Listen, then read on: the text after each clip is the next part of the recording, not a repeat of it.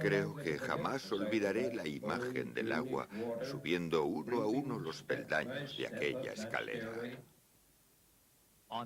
El 15 de abril de 1912, el transatlántico más lujoso de la historia, en su viaje inaugural entre Inglaterra y Nueva York, chocó contra un iceberg y se hundió para siempre.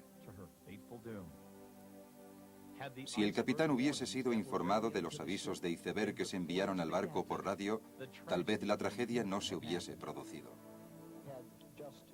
Si los dos mensajes que se recibieron en la sala de radio del Titanic se hubiesen comunicado al puente, seguramente el capitán hubiera detenido el barco y el desastre se hubiera evitado. Pero el barco chocó contra un iceberg que abrió una grieta de 91 metros a lo largo de uno de los lados. 3 horas después, el Titanic se hundió.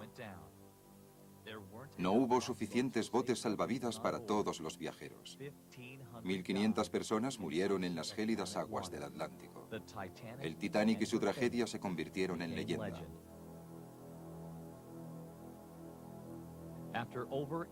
8 décadas después, el drama del Titanic no ha perdido intensidad y el interés del público por este acontecimiento histórico sigue vivo. Una a una, las dramáticas historias revelan la tragedia que tuvo lugar hace 85 años. Estas impresionantes historias nos ayudan a recrear las dramáticas imágenes de los acontecimientos que tuvieron lugar en abril de 1912. Titanic. Imágenes reales. Sin embargo, la tragedia que acabó con la vida de tantas personas podría haber sido evitada. Nadie sabe con exactitud cuántas personas murieron aquella noche. Algunos hablan de 1503, otros afirman que fueron 1522. Millonarios que viajaban con su servidumbre, jóvenes en busca de oportunidades, emigrantes pobres que ansiaban un mundo mejor.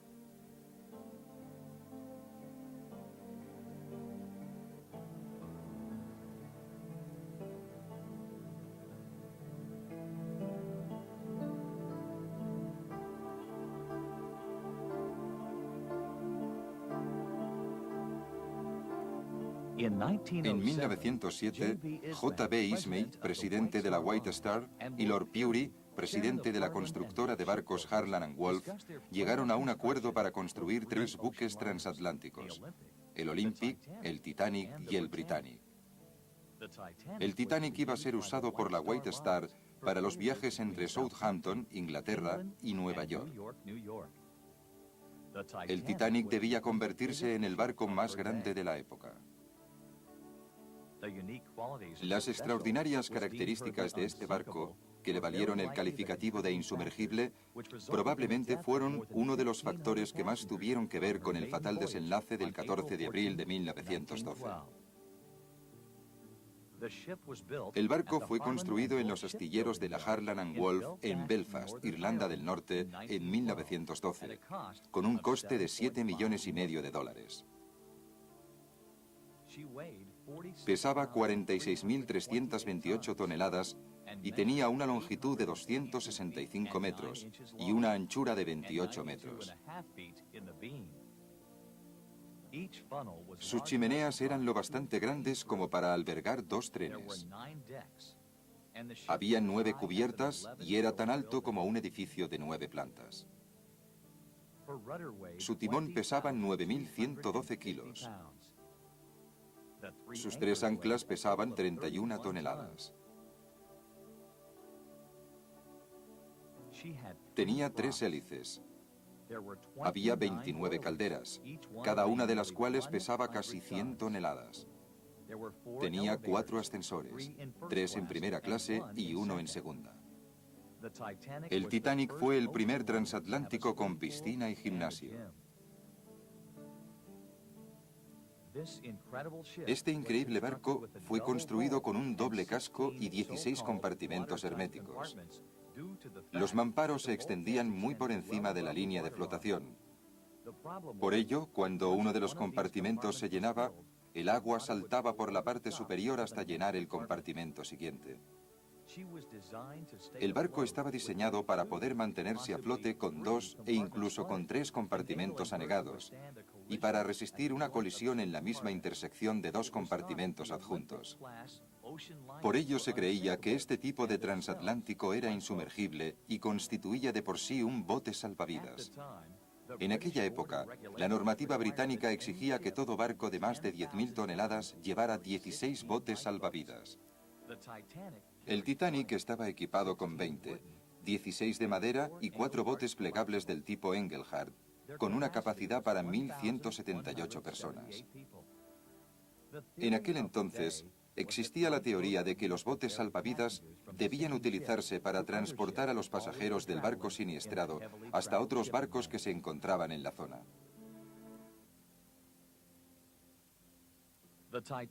En el Titanic había 28 camarotes y suites de lujo con una gran variedad de estilos decorativos.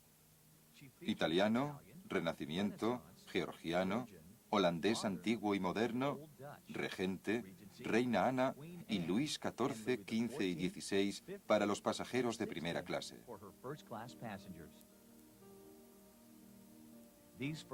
Estos pasajeros se reunían en el salón de la cubierta principal. Las paredes del mismo eran similares a las del Palacio de Versalles.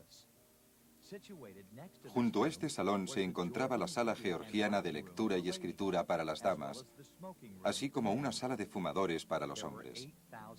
En el viaje inaugural, el Titanic llevaba un cargamento de 8.000 cigarros. Los pasajeros de primera clase también tenían acceso a un gimnasio con máquinas de remos, una bicicleta estática, un caballo eléctrico, pista de squash, baños turcos, 2 salones de peluquería, un auténtico café parisino con camareros y cocineros franceses, fabulosa comida y bebida. El precio del viaje era de $4.350 en primera clase y de $30 en tercera. Las instalaciones eran extraordinarias para todos los pasajeros. Incluso los camarotes de tercera clase eran más lujosos que los de otros barcos.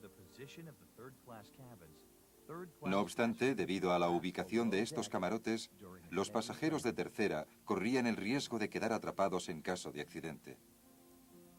La tripulación la formaban 860 hombres y mujeres, de los cuales 340 trabajaban bajo cubierta, en la sala de máquinas, como ingenieros, caldereros, engrasadores, limpiaventanas o lavanderos. Solo algunas docenas participaban directamente en el gobierno del barco y entre ellos muy pocos eran oficiales. El capitán E.J. Smith había realizado una carrera impecable en la White Star. Antes de este viaje, había navegado más de 2 millones de millas. El viaje inaugural del Titanic iba a ser el último que realizara antes de su jubilación. Cuando alguien le preguntaba cómo había sido su experiencia de casi 40 años en el mar, él la definía así: sin incidentes. Por supuesto que he visto vientos huracanados, tormentas, niebla y otras cosas por el estilo, pero en toda mi carrera jamás he sufrido ningún accidente digno de mención. En todos estos años en el mar, solo he visto un barco en apuros. Jamás he presenciado ningún naufragio ni lo he sufrido. Y tampoco he estado jamás en ninguna situación que amenazara con terminar en desastre.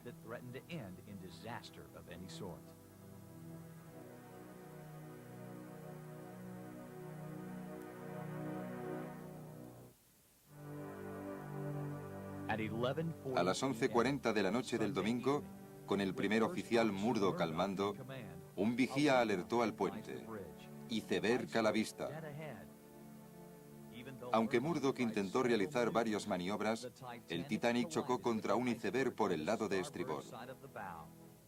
Se abrió una enorme grieta de más de 90 metros de longitud. Al poco rato, el capitán Smith y el diseñador del barco, Thomas Andrews, llegaron al puente. El capitán Smith ordenó que se cerraran las puertas herméticas y que se hiciera sonar la campana de alarma. Minutos después, empezaron a llegar informes sobre los daños. Las noticias no podían ser peores. Al menos 5 y probablemente 6 de los compartimentos estancos estaban inundados. El señor Andrews confirmó que el Titanic no podía superar aquella situación y que se hundiría en poco tiempo. El capitán Smith mandó una señal de socorro por radio. Los botes salvavidas fueron destapados y se ordenó a la tripulación que acudiera a cubierta. La mayoría de los pasajeros de primera clase no querían salir debido al frío. Los pasajeros que se dieron cuenta de la gravedad de la situación empezaron a subir a los botes. Mujeres y niños primero. Muchas mujeres optaron por quedarse con sus maridos. A los hombres no se les permitió subir a los botes incluso habiendo espacio disponible. A pesar de que los botes tenían capacidad para 65 personas, los primeros que se bajaron solo transportaban a 28. Varios partieron medio llenos, probablemente porque la tripulación, incluso después de haber sido probados en repetidas ocasiones, desconfiaba de que los cables pudieran resistir un cargamento entero. Los botes salvavidas empezaron a llenarse a medida que el barco se inclinaba. Todos los botes habían sido bajados a las 2 de la madrugada, 2 horas después de que sonara la alarma. Se especuló que el barco que fue avistado a poca distancia y que no se detuvo para dar socorro navegaba ilegalmente en la zona. Nada pudo probarse contra el capitán del Californian, que se cree era el barco en cuestión, aunque acabaron presentando cargos contra él. Nadie sabe lo que le ocurrió al capitán Smith. Según una de las versiones, nadó hasta un bote para entregar a la gente un bebé que había encontrado y luego nadó unos instantes antes de ahogarse. La situación del Titanic empeoraba a medida que el barco se hundía. Debió de cundir el pánico entre los 1.500 pasajeros restantes, que sin duda eran conscientes de que iban a morir. La iluminación del Titanic funcionó hasta el último momento, gracias en gran parte a la valentía de los técnicos que permanecieron en sus puestos. Nos habíamos alejado, no sé hasta qué distancia, pero era hermoso. Una imagen preciosa. Todas las luces del Titanic estaban encendidas y estaba un poco inclinado hacia adelante, medio sumergido, pero era una imagen hermosa. Todas las luces permanecieron encendidas y los informes sugieren que en la sala de fumadores las bebidas eran gratuitas. La orquesta no dejó de tocar ni un solo momento y los músicos perecieron junto a los demás. Las personas de los botes dijeron haber oído muchas canciones, incluida Más cerca de ti, Señor. Cuando el agua entró en las calderas, se produjo una terrible explosión y entonces me pareció que el barco se partía por la mitad. La gente empezó a saltar al agua y a gritar. Fue terrible. Los gritos de las mujeres y de todos los demás. Fue terrible. A las 2:17, la popa se elevó. Se oyó un ruido atronador y el barco se rompió en pedazos. Las luces parpadearon, se apagaron, volvieron a encenderse brevemente y finalmente se apagaron por última vez. La popa quedó suspendida en vertical, formando un ángulo de 180 grados. Se mantuvo en aquella posición unos momentos y luego se hundió. Eran las 2:20 del 15 de abril de 1912.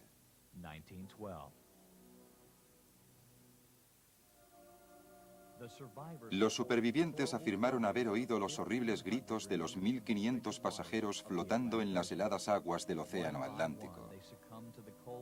Uno a uno sucumbieron al frío y murieron.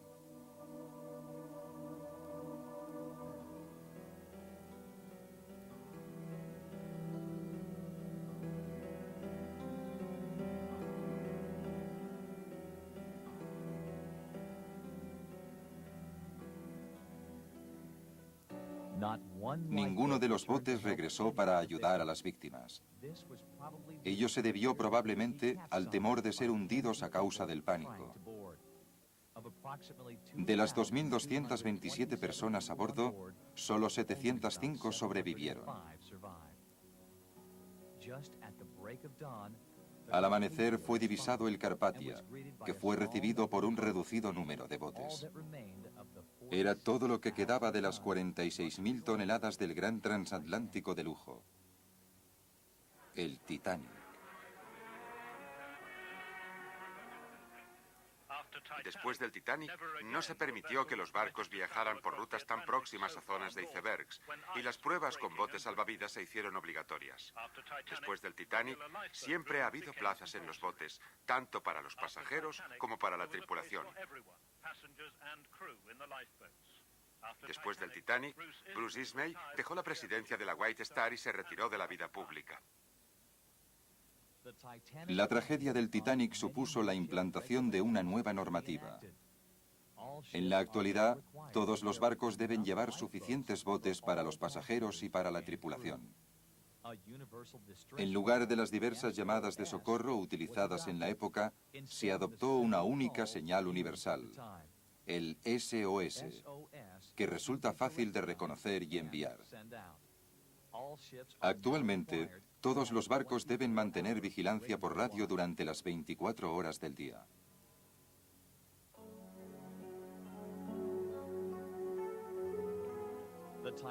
Los restos del Titanic fueron descubiertos por Robert Ballard en agosto de 1985. Con ayuda del sonar y de un pequeño submarino equipado con focos y cámaras, examinó el Titanic de cerca y descubrió numerosos objetos.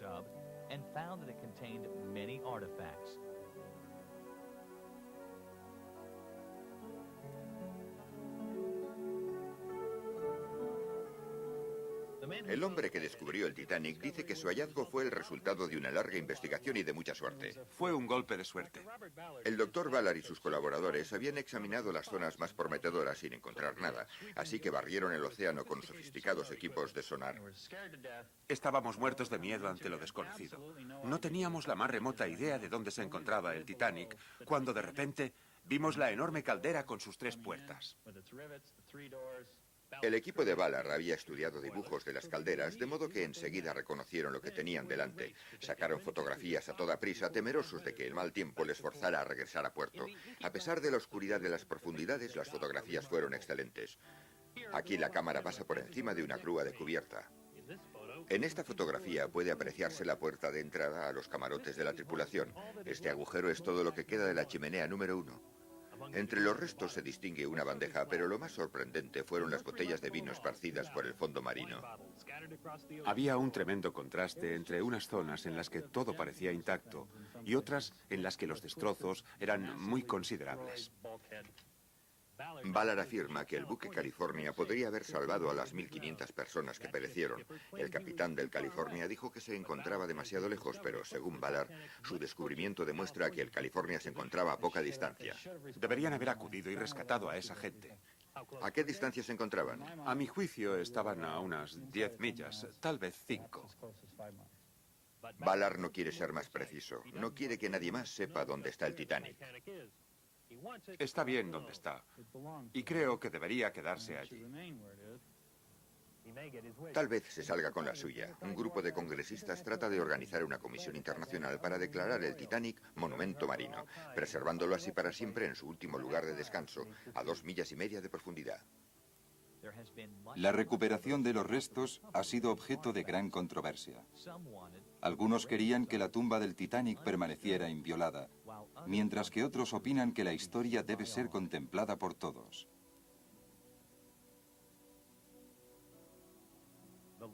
Los botes salvavidas nunca fueron encontrados. Probablemente fueron repintados y reutilizados en otros barcos de la White Star. La RMS Titanic estuvo en el juzgado para informar de sus operaciones de recuperación. El juez Talbert Clark exigió informes periódicos al conceder a la compañía los derechos exclusivos del rescate. Mientras nos mostraba algunos de los restos, el presidente de la compañía, George Palick, no quiso hablar de la ubicación del Titanic. Debido al impacto que podría tener para la población de la zona, prefiero no hacer comentarios y decir simplemente que ha sido una buena inversión. Entre los últimos objetos recuperados hay varias piezas de cristal y una sopera de plata maciza que naturalmente se estropeó al hundirse el barco en abril de 1912. Bueno, después de lo ocurrido aquella noche de abril, La única prueba que deja constancia del desastre son las marcas y desperfectos en los objetos. La compañía que se ocupa del rescate ha invertido unos 20 millones de dólares, pero ha aceptado no vender ningún objeto y hacer del barco un monumento a la memoria de las más de 1000 vidas que se perdieron con el Titanic. Estos objetos deben ser compartidos. No tienen ningún valor encerrados en un bufete de abogados o en una casa particular. Solo tienen valor cuando son compartidos con todo el mundo. La verdad es que al principio todo era muy confuso, pero creo que se está haciendo lo correcto. RMS Titanic se ha esforzado mucho en reunir todos los objetos en una colección y preservarlos para que dentro de 200 años estos objetos puedan ser contemplados por el público en general. Es un placer entregarle esta placa. Muchas gracias. Tras recibir una placa del Explorers Club que será depositada en el Titanic, el líder de la expedición, Bob Ballard, explicó que la segunda visita al barco incluirá la inmersión de una nave tripulada en las oscuras aguas del fondo marino, a 12.000 pies de profundidad. No estamos corriendo excesivos riesgos. Tampoco nos proponemos batir ningún récord. Llevamos 20 años sumergiéndonos con Alvin. Es un vehículo maravilloso y muy seguro. 3 hombres se sumergirán con Alvin, entre ellos un veterano con 24 años de experiencia y más de 1.700 inmersiones. Del interior de Alvin sacarán un pequeño satélite, el Jason Jr., una cámara robótica capaz de transmitir imágenes de vídeo a todo color. Si todo funciona, Jason entrará en la que ha sido tumba del Titanic desde la madrugada del 15 de abril de 1912. ¿Cree que el corazón se le acelerará si consigue introducirse en el Titanic? Sí, eso sucederá cuando lo consigamos, naturalmente. No creo que encontremos nada sorprendente, pero seguro que cuando esté a punto de entrar, sentiré una gran emoción. Entre los que participaron en el descubrimiento del Titanic y ahora se quedarán en tierra, hay sentimientos diversos. Creo que lo más emocionante fue cuando encontramos la caldera. Era algo tan característico del Titanic que, aunque para algunos no habría sido una prueba irrefutable, para nosotros lo fue. Sabíamos que lo habíamos encontrado. Bajamos sin dificultad por la gran escalera. Vemos al menos 3 de las cubiertas. Bob Ballard, el hombre que encontró el Titanic, ha colocado un submarino tripulado por 3 hombres sobre el barco, 2,5 millas en el fondo del Atlántico Norte. Es impresionante. Imagínense lo que es pasearse por encima del Titanic con un helicóptero y echar una melaza de color rojo como la sangre. Ver cómo se posa sobre las cubiertas y sobre las paredes del barco es impresionante. Aún es pronto para decirlo, pero según todos los informes, parece ser que los aparatos funcionan muy bien y que ha obtenido unas imágenes espectaculares. Cuando oyó lo que contaba, ¿se impresionó usted también, igual que todo el mundo? Desde luego estoy tan impresionado con el Titanic como cualquier otra persona de nuestro país o del mundo entero. Las fotografías de cerca han sido tomadas por la Jason 2, una cámara robotizada que se ha convertido en el ojo móvil de la misión. Veremos un timón de latón reluciente y semicarcomido, cubiertas de madera, portillas y, según nos informan, otros detalles con una definición de color impresionante. Los éxitos de Bob Ballard han provocado respeto y celos entre la comunidad científica. Parece ser afortunado, pero también es bueno en su trabajo. Su última hazaña ha sido el aterrizaje sobre la superficie del Titanic y fotografiar sus restos para la posteridad. Estoy convencido de que el Titanic jamás saldrá a la superficie. La proa está hundida en el fango aproximadamente unos 50 pies, por lo que sería imposible sacarlo de allí.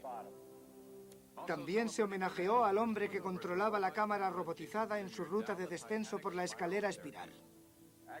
Me esforzaba en no causar ningún daño al aparato, porque queríamos utilizarlo de nuevo. Y también procuraba no alterar lo que nosotros bautizamos como oxidados. Es justo decir que era un sentimiento único, cuando al final de la inmersión te sentabas, cerrabas los ojos y pensabas en ello. No tengo intención de regresar al Titanic. Espero que con los esfuerzos que hemos realizado durante las últimas semanas, habremos satisfecho la curiosidad de todos acerca de cuál es su situación y que no habrá motivo o necesidad de regresar. El Titanic por fin puede descansar en paz.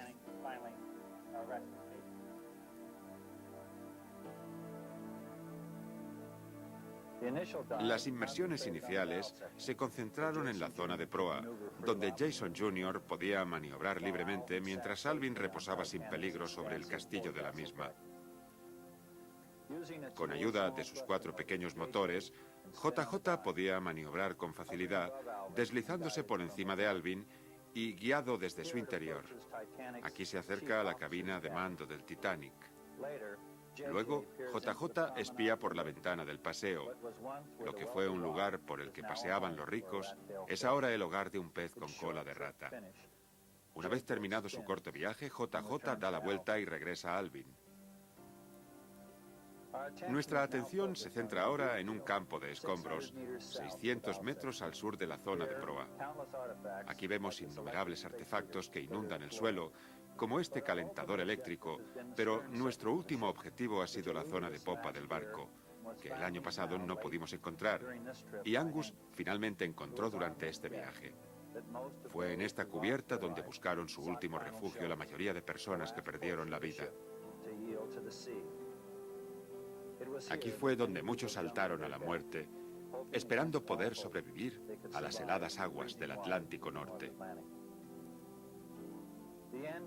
El final de esta pesadilla fue el principio de un sueño para nosotros. JJ hizo todo lo que le pedimos y más. Son muchas las teorías que han tratado de explicar el hundimiento del Titanic.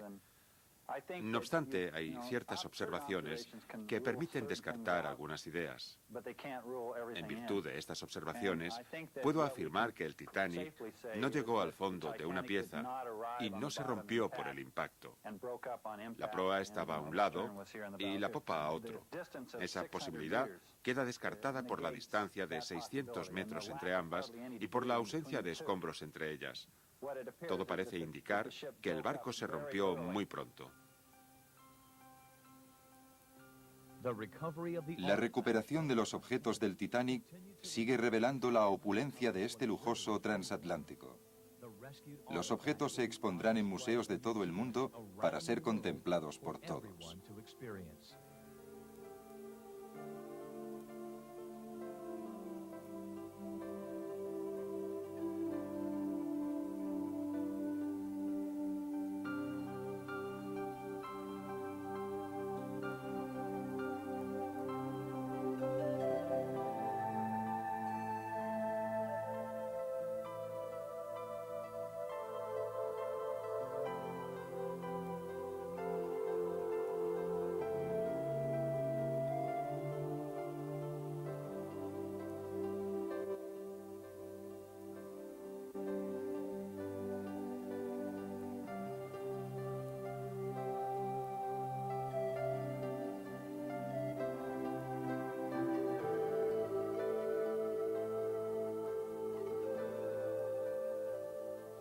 Por último, ¿acaso el hecho de que el Titanic se considerara insumergible generó un exceso de confianza?